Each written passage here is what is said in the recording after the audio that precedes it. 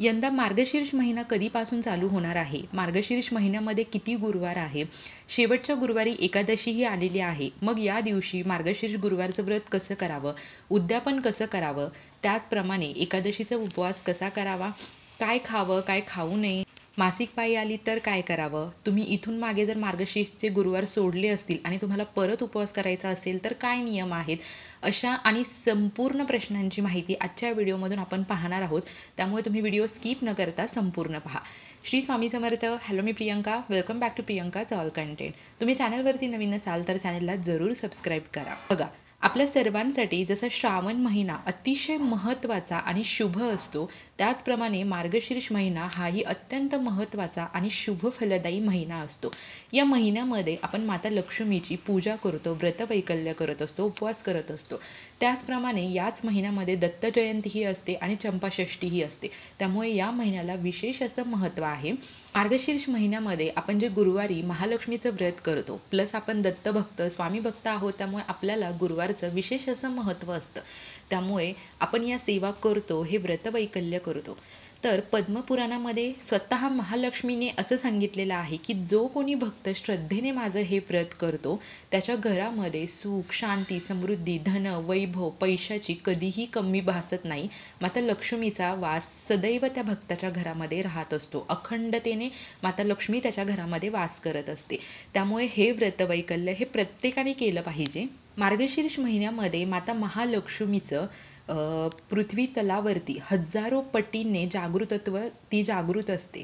ती सूक्ष्म रूपामध्ये आपल्या आजूबाजूला वावरत असते. यंदा मार्गशीर्ष महिन्यामध्ये 4 गुरुवार आलेले आहेत. कधी 5 गुरुवार येतात, कधी 4 गुरुवार येतात. तर यंदा 2024 मध्ये मार्गशीर्ष महिन्यामध्ये 4 गुरुवार आहे.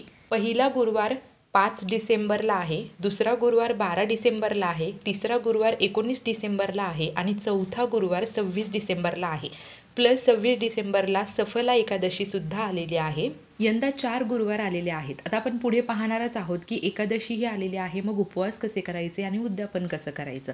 जर समजा तुमचं मागच्या वर्षी हे गुरुवारचे जे उपवास असतात ते स्किप झाले असतील आणि तुम्हाला नव्याने हे उपवास चालू करायचे असतील तर तुम्ही चालू करू शकता. असं काही नाही की हे उपवास एकदा सुटले की आपण परत धरू शकत नाही, असं नाही. कारण हरितालिकेला जसं असतं ना की एकदा उपवास सोडला की सुटला, परत तो धरू शकत नाही. पण मार्गशीर्ष गुरुवारचे एकदा आपल्याकडून उपवास स्किप झाले तरी आपण परत करू शकतो. समजा मागच्या वर्षी तुमच्याकडून काही कारणास्तव, कदाचित मासिक प्रॉब्लेममुळे असेल, डिलिव्हरीमुळे असेल, किंवा तुम्ही बाहेरगावी गेले असताल, किंवा कुठल्या ना कुठल्या कारणामुळे तुम्ही ते मार्गशीर्ष स्किप केले असतील, तर ते गुरुवार तुम्ही या वर्षीपासून सुरू करू शकता.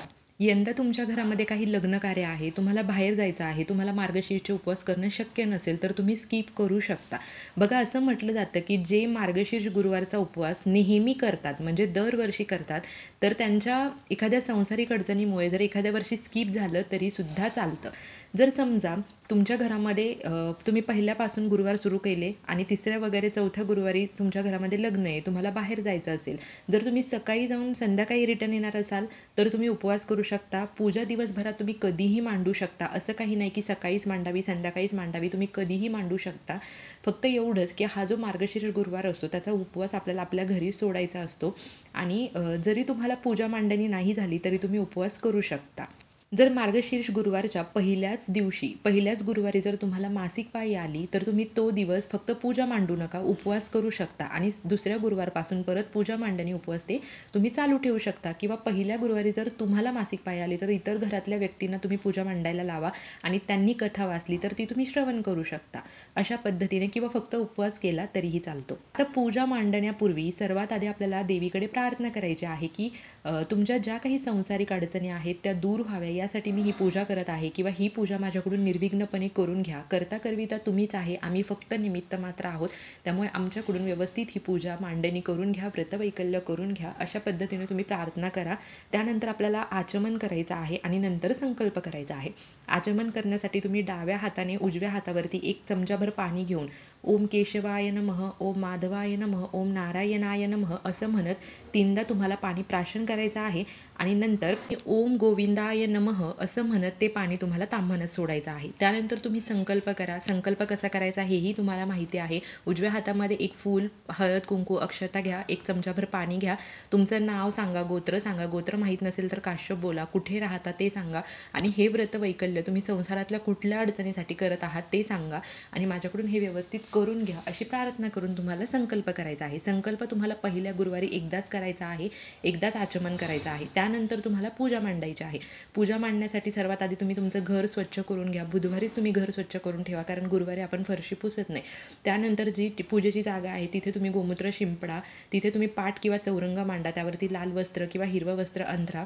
सर्वात आधी तुम्हाला मंगल कलशाची स्थापना करायची आहे. त्यासाठी तांब्याचा तांब्या घ्या, त्याच्यामध्ये पाणी घ्या, हळद, कुंकू, अक्षता, 1 रुपयाचं नाणं, सुपारी, फूल टाका.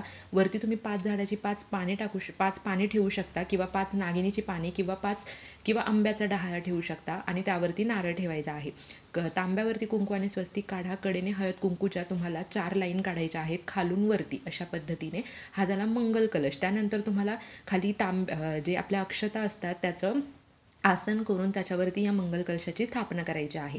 तुम्ही म्हणाल की आमच्या घरामध्ये ऑलरेडी एक मंगल कलश आहे, तो ठेवला तर चालेल का? तर नाही, तो आपल्या घरातला मंगल कलश असतो आणि हा सणावारासाठी केलेला वेगळा कलश असतो. गणपती बाप्पांचा अभिषेक करून गणपती बाप्पांची मूर्ती स्थापन करा. त्याचप्रमाणे लक्ष्मी मातेची मूर्ती असेल तर मूर्ती स्थापन करा. फोटो असेल तर फोटो स्वच्छ पुसून तो ठेवू शकता किंवा मग तुमच्याकडे जर ग्रंथ जो आपल्या माता महालक्ष्मीच्या मार्गशीर्ष गुरुवारचा असतो तो ठेवला तरीही चालेल. अगदी साध्या सोप्या पद्धतीने पूजा मांडणी करायची आहे. हळद, कुंकू, अक्षता, फुले वाहा, धूपदीप, अगरबत्ती ओवाळा, छान कडेने रांगोळी काढा. जेवढं करेल ना तेवढं कमीच असतं. त्याचप्रमाणे 5 पद्धतीची 5 फळे ठेवायची आहेत. तिथे देवीसाठी पाणी ठेवा. फळे म्हटलं तुम्ही एक फळ 5 वेळेला ठेवलं तरी चालेल किंवा 5 प्रकारची 5 फळे ठेवू शकता. अगदी साध्या सोप्या पद्धतीने तुम्हाला पूजा मांडणी करायची आहे. 2 विड्याची पाने, त्यावरती खोबऱ्याचा तुकडा, 1 रुपयाचं नाणं, सुपारी, खारीक, बदाम अशा पद्धतीने तुम्हाला एक पानाचा विडाही ठेवायचा आहे. ग्रंथामध्ये व्रताचे सर्व नियम वगैरे दिलेले आहेत ते तुम्ही वाचायचे आहेत. कथा वाचायच्या आहे. महालक्ष्मी अष्टकम तुम्हाला एकदा सेवा करायची आहे. अशा प्रकारे तुम्ही साधी सोपी सेवा करून हे व्रत वैकल्य करू शकता. महालक्ष्मीची कथा तुम्ही सकाळ संध्याकाळ वाचा, आरती करा. याने तुम्हालाही प्रसन्न वाटणार आहे आणि तुमच्याकडून सेवा घडणार आहे.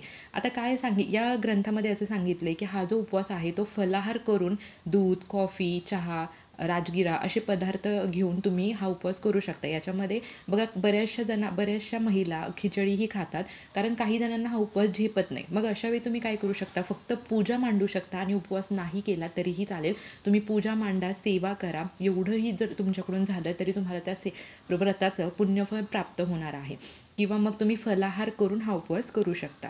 आता समजा तुमच्या घरामध्ये एक जवळचं लग्न असेल, तुम्हाला त्या दिवशी पूजा नाही मांडणं झालं तरीही चालेल, पण तुम्हाला उपवास करायचा आहे. पण हा उपवास तुम्हाला तुमच्या घरी कसा सोडता येईल याची काळजी घ्यायची आहे. मग हा उपवास तुम्ही सकाळीही सोडू शकता, संध्याकाळी, पण आपल्याला बाहेरचं खायचं नाहीये. तुम्ही घरामध्येच उपवास सोडायचा आहे. याची काळजी तुम्हाला घेऊनच उपवास करायचा आहे. काही जणांचे 11 गुरुवार चालू असतील आणि मार्गशीर्ष गुरुवार, मग तुमचा असा प्रश्न असेल की 11 गुरुवारचं व्रत हे मार्गशीर्ष गुरुवारमध्ये धरायचं का? तर नाही, कारण एका गुरुवारी 2 व्रत वैकल्य केले जात नाही किंवा 2 व्रत वैकल्यांचं मग तुम्हाला त्यातलं पुण्यफळ प्राप्त होत नाही. त्यामुळे तुम्ही काय करू शकता की जर तुमचं 11 गुरुवारचं व्रत चालू आहे आणि तुम्ही मार्गशीर्ष गुरुवार पण धरत असाल तर तुम्ही फक्त मार्गशीर्ष गुरुवार धरा आणि तुमचे जे 11 गुरुवारचं व्रत आहे ते मार्गशीर्ष झाल्यानंतर तुम्ही कंटिन्यू करा.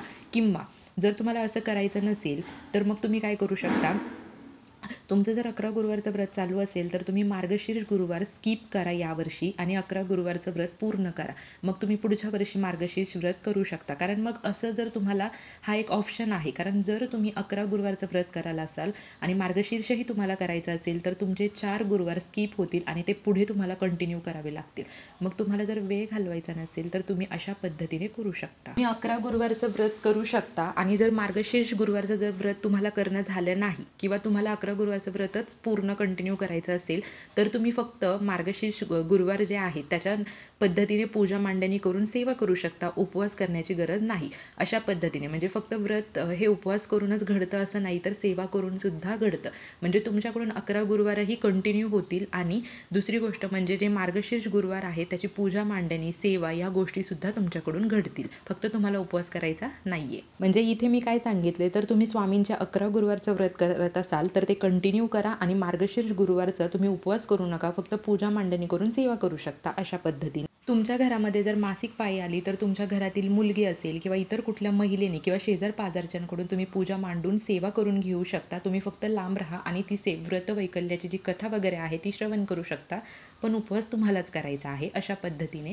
त्याचप्रमाणे आपण गुरुवारी पूजा मांडली तर ती जी पूजा मांडणी आहे ती आपल्याला शुक्रवारी उचलायची असते. मार्गशीर्ष गुरुवारचा जो शेवटचा गुरुवार आहे त्या दिवशी सफला एकादशी आलेली आहे. तर उद्यापन कधी करायचं, तर तुम्ही तुमच्या समाजानुसार, तुम्ही तुमच्या गावाच्या पद्धतीनुसार जेव्हा कधी उद्यापन करता तेव्हा तुम्ही करू शकता. तर आता बघा, काही जण काय करतात, तर मार्गशीर्ष संपल्यानंतरचा जो महिना येतो त्याच्या पहिल्या गुरुवारी उद्यापन करतात. म्हणजे समजा आता हे डिसेंबरमध्ये संपणार आहे, जानेवारीच्या पहिल्या गुरुवारी काही जण उद्यापन करतात, पण काही ठिकाणी असं आहे की मार्गशीर्ष गुरुवारीच उद्यापन केलं जातं. मग आता चौथ्या मार्गशीर्ष गुरुवारी सुद्धा तुम्ही उद्यापन करू शकता. जसा नियम तुमच्या इकडे पाळला जातो तेव्हाच तुम्हाला उद्यापन करायचं आहे. उद्यापनाचे जास्त असे काही नियम नाही आहेत. उद्यापन करण्यासाठी तुम्हाला 5 सवाष्ण महिला किंवा 5 कुमारिका तुम्हाला बोलवायच्या आहेत.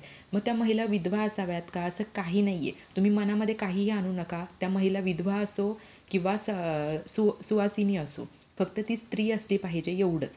आणि कुमारिका असल्या तरीही चालतील. 5 असेल, 7 असेल, तुमच्या यथाशक्ती तुम्ही त्यांना बोलवायचं आहे. त्यांना हळद कुंकू लावायचं आहे. त्यांचा आदरातिथ्य मान सन्मान करायचा आहे. त्यांना तुम्ही एक एक महालक्ष्मी व्रताची जी प्रत असते, म्हणजे एक ग्रंथ असतो जो आपण या पूजेमध्ये मांडतो, तो प्रत्येकाला एक एक द्यायचा आहे. त्याबरोबर तुम्ही एक एक फळ देऊ शकता. केळी म्हणा, सफरचंद म्हणा. त्याचप्रमाणे एक एक फूल तुम्ही त्यावरती देऊ शकता, कारण ते महालक्ष्मीचं स्वरूप म्हणून आपण त्यांची पूजा करत असतो. त्याचबरोबर तुम्ही त्यांना गोडाचा काहीतरी नैवेद्य बनवून, गोडाचा काहीतरी पदार्थ बनवून तुम्ही त्यांना जेवायला घालू शकता. शिरा, मसाले भात किंवा पुरणपोळीचा स्वयंपाक असेल, किंवा अगदीच काही जमलं नाही तर तुम्ही खीर बनवून त्यांना खायला घालू शकता आणि मान सन्मान करून त्यांचा तुम्हाला आदरातिथ्य करायचा आहे. अगदी साध्या सोप्या पद्धतीने उद्यापन करायचं आहे. त्याच्यासाठी कसलाही खर्च तुम्हाला करायचा नाहीये. तुम्ही प्रेग्नेंट असाल तर कृपया करून व्रत करू नका, कारण तुमच्यासाठी तुमचं बाळ, तुमचं शरीर सांभाळणं हे तितकंच महत्त्वाचं आहे. 1 वर्ष स्किप झाल्याने काही बिघडणार नाहीये. तुम्ही पुढच्या वर्षी ते कंटिन्यू करू शकता. ज्यांना नव्याने सुरुवात करायची ते यावर्षी उपवासाला सुरुवात करू शकतात. तर हा महिना अतिशय महत्त्वाचा आणि शुभ आहे, कारण दत्त जयंती आली आहे. सर्वजण गुरुचरित्र पारायण करण्याची सेवेला त्यांनी सुरुवातही केलेली आहे आणि सेवा करण्याची सुरुवात त्यांना करायची आहे. त्यासाठी सर्व वाट पाहत आहे. चंपाषष्ठी आलेली आहे. अतिशय महत्त्वाचा आणि शुभ योग आहे. त्यामुळे या सेवा आपल्याला करायच्या आहे. हा महिना आपल्याला हातातून घालवायचा नाहीये. जेवढ्या जमतील तेवढ्या सेवा आपल्याला दत्त महाराजांच्या, माता महालक्ष्मीच्या चंपाषष्ठी निमित्त करायच्या आहेत. तर अगदी छोटीशी माहिती होती. झालेली सेवा मी महाराजांच्या चरणी अर्पण करते. व्हिडिओ आवडला असेल तर लाईक, शेअर, कमेंट नक्की करा. Shri Swami Samarth. Bless you all.